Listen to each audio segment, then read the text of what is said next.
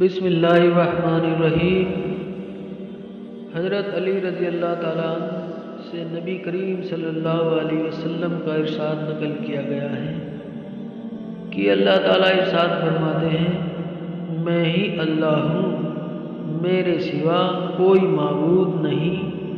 جس نے میری توحید کا اقرار کیا وہ میرے قلعے میں داخل ہوا، اور جو میرے قلعے میں داخل ہوا وہ میرے عذاب سے محفوظ ہوا۔ حضرت مقبول رحمۃ اللہ فرماتے ہیں کہ ایک بہت بوڑھا شخص جس کی دونوں بھویں اس کی آنکھوں پر آ پڑی تھی، اس نے آ کر عرض کیا، یا رسول اللہ صلی اللہ علیہ وسلم، ایک ایسا آدمی جس نے بہت بدکاری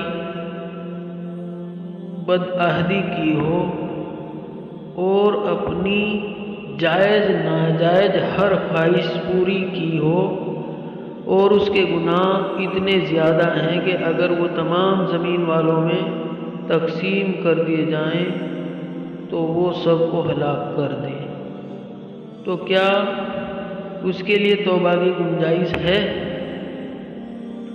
رسول اللہ صلی اللہ علیہ وسلم نے ارشاد فرمایا، کیا تم مسلمان ہو چکے ہو؟ اس نے عرض کیا، جی ہاں، میں کلمہ شہادت اشہد ان لا الہ الا اللہ و اشہد ان محمدا عبدہ و رسولہ کا اقرار کرتا ہوں۔ رسول اللہ صلی اللہ علیہ وسلم نے ارشاد فرمایا، جب تک تم اس کلمے کا اقرار پر رہو گے، اللہ تعالیٰ تمہاری تمام بدعہدیاں اور بدکاریاں معاف فرماتا رہے گا اور تمہاری برائیوں کو نیکیوں میں بدلتا رہے گا۔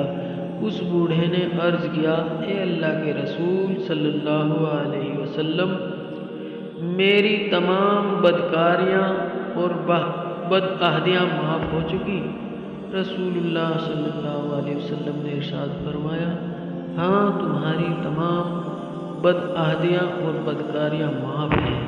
یہ سن کر وہ بڑے میاں اللہ اکبر لا الہ الا اللہ کہتے ہوئے پیٹھ پھیر کر خوشی خوشی واپس چلے گئے۔